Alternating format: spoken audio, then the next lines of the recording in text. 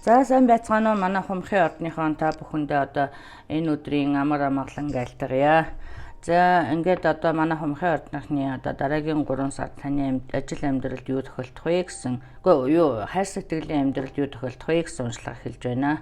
За юун түрүүнд нэг анхааруулж хэлэх нэг юм байна. За юу гэхээр зэрэг таны одоо нарны ордон хумхын ордон байлаа гэхэд сарны ордон юу вэ? Жишээлх юм бол одоо миний нарны ордон охин одоо сарны ордон жинлүр.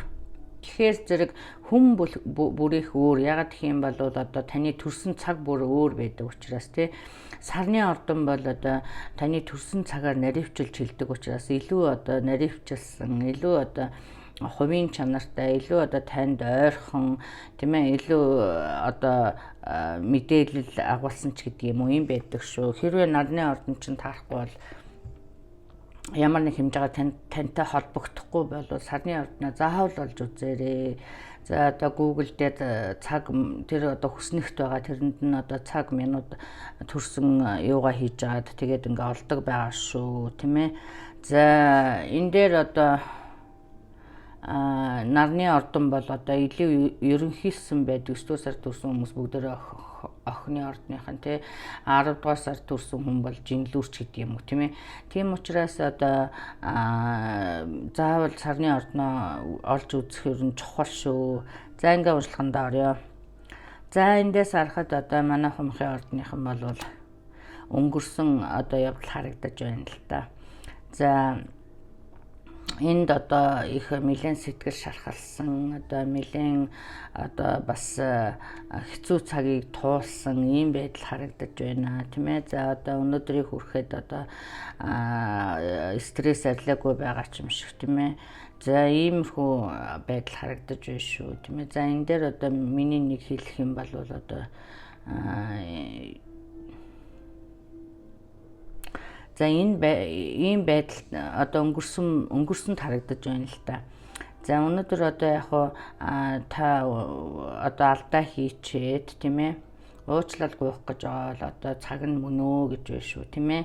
За уучлал гуйгаад одоо буцаад амьдралаа авч одоо хэрэг ер нь одоо ийм явдал одоо тохиолдсноор одоо биенийхээ үн цэнийг мэдэрсэн юм шиг тийм ээ.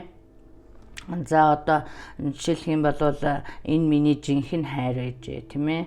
Миний одоо жинхэнэ одоо заяаны хань байж ч гэдэг юм аа. Энэ хүний сайн сайхан талуудыг мэдэрсэн ийм харагдаж байна. Одоо их ойлгосон, ухаарсан, хоёр талаасаа хэмзгэлсэн ийм харагдаж байна тийм ээ. За би энэ дээр бол одоо хэрэг уучлал гуйх одоо ер нь тустай болцсон маргаантай байгаа улсууд байгаа бол тийм ээ. Одоо бол одоо цаг нь мөнөө л гэж хэлэх гэж байна тийм ээ. За энэ хүн уучлахаар л харагдаж байна зарим нэгэн тийм ээ. За хэрв би энэ бодож байгаа, тэнэгэлзэж байгаа ингэж их одоо overthinking хийж байгаа улсуудад хэлэхэд за гэр бүлээ авч үлдэх нь ер нь тун чухал шүү. Яа гэх юм бол за ялангуяа миний энэ үзэж байгаа энэ асуудал дээр бол одоо нэг сүртэй тийм хайр сэтгэл болоод одоо юу гэдгийг тийм ээ. Сэтгэл нь хоёрдоо одоо тэгсэн юм бол алга байна. Тийм ээ. Ер нь өнөөгийн нийгэм бол одоо нэг ийм болчихсон одоо хүн энэ бол одоо нэг хөнгөн явдал байсан харагдаж байна тийм ээ. За одоо энэ дараагийн 3 сард одоо шинээр сайхан амьдралаа эхлүүлэх тийм ээ. Биенийг уучлах. За ингэж уучлж нээснээр энэ хоёр хүн бол угаасаа учрах ёстой хүмүүс харагдаж байна.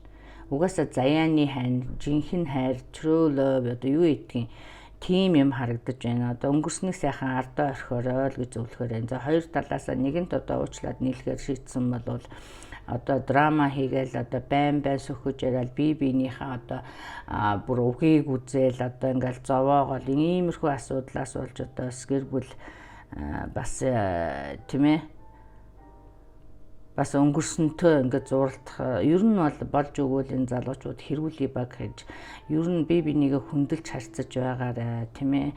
Тэгэхгүйгээр одоо болвол одоо тэгэл хэрүүлийн бодзор гэдэг бол одоо тэгээ ялангуяа энэ бөхс бүрний хэрүүл бол одоо ер нь гэр бүлийг доройтуулдаг юм шүү. Одоо ийм байдлаас болоод одоо танаа одоо энэ миний энэ үзэж байгаа одоо эдийн засгийн байдал одоо бас хэцүүцсэн байгаа байдал харагдаж байна тийм ээ. За энэ дээр одоо за энэ байдлыг бол яг хуу арилгаж болно. Тэгээ төр зүрийн асуудал байна. Санаа зовох хэрэггүй гэж юм тийм ээ. Юун түрүүнд одоо гэр бүлийнхээ асуудлыг сайхан одоо ямар бие засаа төрөө зас гэдэг шиг л одоо эхлээ бие засах нь их чухал. Гэр бүлээ тогтоох нь чухал. Хувийн амьдралаа сайхан тогтоочороо тэгэх юм бол одоо дараагийн ажил амьдрал цэгцрээд ирэх нь вэ шүү гэж харагдаж байна. За энд одоо дараагийн 3 сард бол одоо шинээр амьдралаа шинээр эхлэх тийм ээ. За энэ дээр одоо бас ринг бүгж гарсан байна. Тэгэхээр зэрэг одоо биенийг одоо сайхан хөндлөж ойлгосон тийм ээ. Эсвэл одоо үн цэнийг мэдэрснээр одоо хурим найр хийх сайхан иймэрхүү юм харагдаж байна. Одоо өнгөрсөнтэй зуралдаж бас овертинкинг хийж эргэлдсэн байдал бас харагдаж байна. Энэ дээр одоо миний харж байгаагаар бол одоо итгэл найдвар өгөөд үзэх юм бол энэ бол сайхан хайр одоо заяаны ханч гэдэг юм уу ийм юм байна шүү. Тийм учраас одоо жоохон ухаалаг бие бинийгээ сайхан хөндлөж харцаарай. Ухаантай байж амьдралаа авч үлдээрэй гэж зөвлөх байна.